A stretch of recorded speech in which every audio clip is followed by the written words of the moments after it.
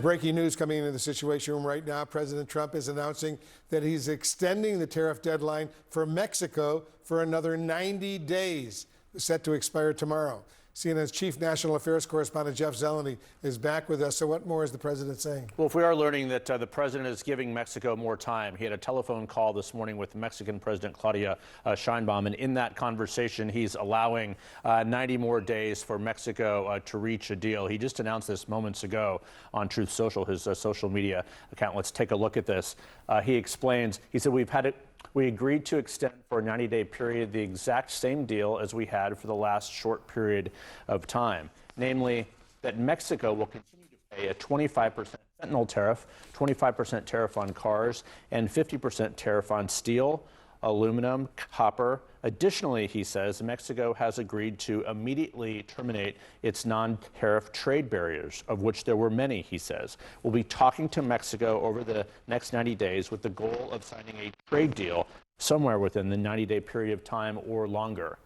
So if the bottom line to all of this is that the president has shown his flexibility when he has a conversation and a relationship with a leader. His relationship with President Sheinbaum is improving and growing. And he said the difference between Mexico, why he's giving them more time, is because of the unique circumstances at the border, the shared assets of the border, et cetera. The question I have here now, and we don't know the answer to it yet, is will Canada also be given an extension separately? As of now, it does not look like is so, but we've seen so many times during these last 6 months, the president has been flexible on these tariff deadlines. When it comes to Canada, President Trump keeps saying that because Canada has now announced it's set to recognize a Palestinian state, the U.S. isn't going to make a trade deal with it. He has said that.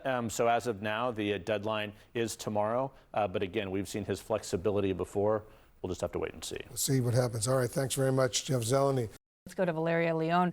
We're specifically talking about Mexico. And Valeria, the president just days ago saying that there will be no extensions, that August 1st is the deadline for a deal. And then lo and behold, he gets on the phone with Claudia Sheinbaum and says now that there will be a 90-day period for them to continue these negotiations. And he posted on Truth Social, we have agreed to extend for 90 days the exact same deal as we have for the last short period of time, namely that Mexico will continue to pay a 25% fentanyl tariff, 25% tariff on cars, 50% tariff on steel, aluminum, and copper.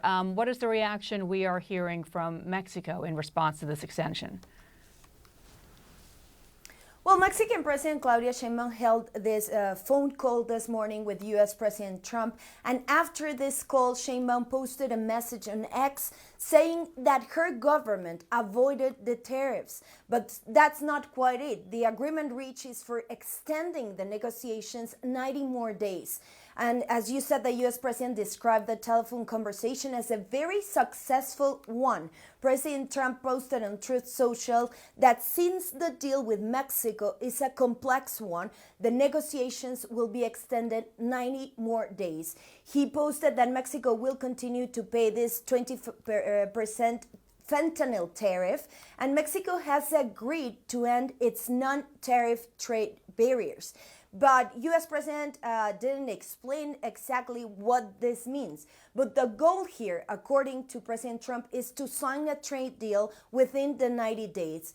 And this latest flurry of negotiations taking place to lessen the impact on a new series of tariffs on Mexican goods and also on exports containing copper. Though this recent announcement didn't necessarily come as a surprise, given that the Trump White House has turned to them as a nearly monthly basis since taking office. Mexico's economy minister, Marcelo Ebrard, was sent back to Washington to convince the White House that the new tariffs would mean the U.S. would be shooting itself in the foot if they were actually put in place. Mexico is the top trading partner with the U.S., with over 80% of its exports sent to the U.S. Nevertheless, the 25% tariff on auto industry, which was put into effect in May, has taken a toll, with several plants in Mexico closing their doors or cutting back production. But other Mexican industry with major exports to the U.S. are also at risk. All right, Julius Vargas Jones and Valeria Leon, thank you both so much. With that, let me bring in CNN analyst Rana Foroohar to talk a little bit more about this. Rana, I mean, we've seen this movie before, right? Donald Trump at one point says, listen, I will never extend this deadline. It's going to be August 1st, no matter what. That's going to be the deadline.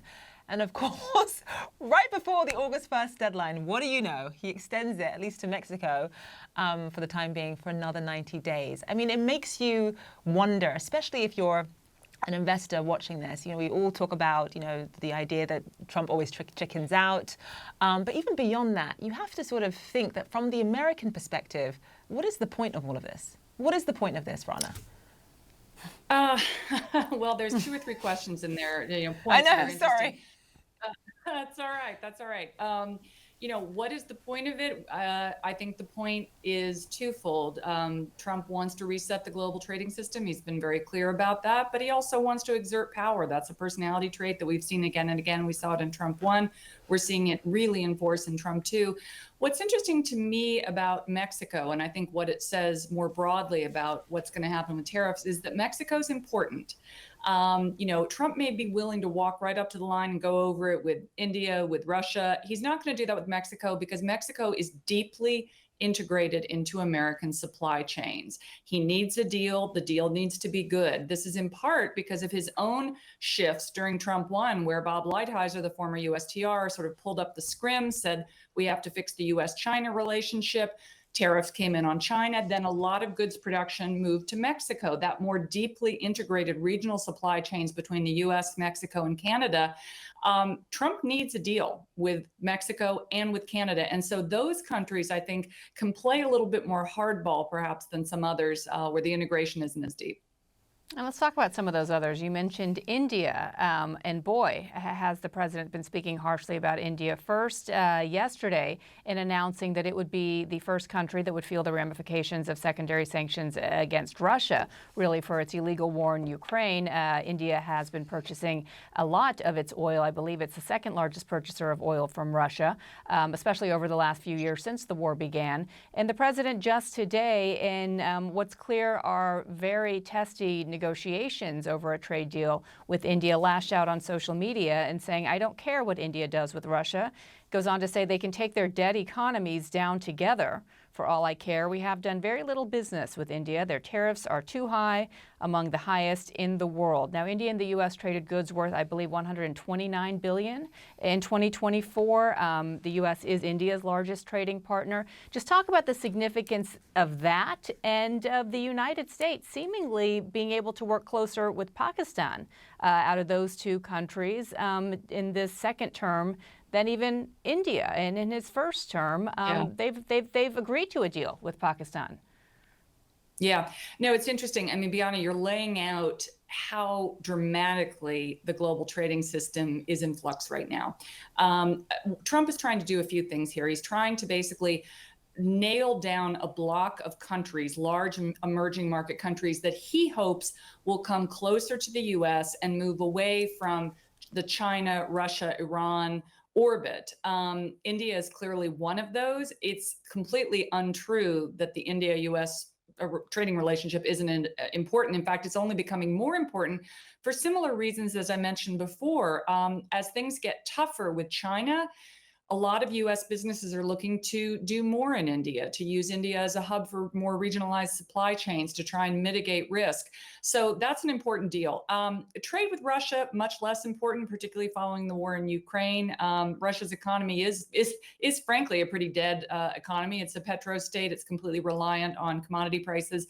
But the India relationship is important, and it matters what happens because India is kind of a it has enough power, it has enough of a domestic market that it can hold fast and take tougher terms. And it's really hedging its bets. Sometimes it's doing business with the BRICS bloc. Sometimes it's doing business with Europe, some with the US. So it's an interesting case study for this new trading paradigm.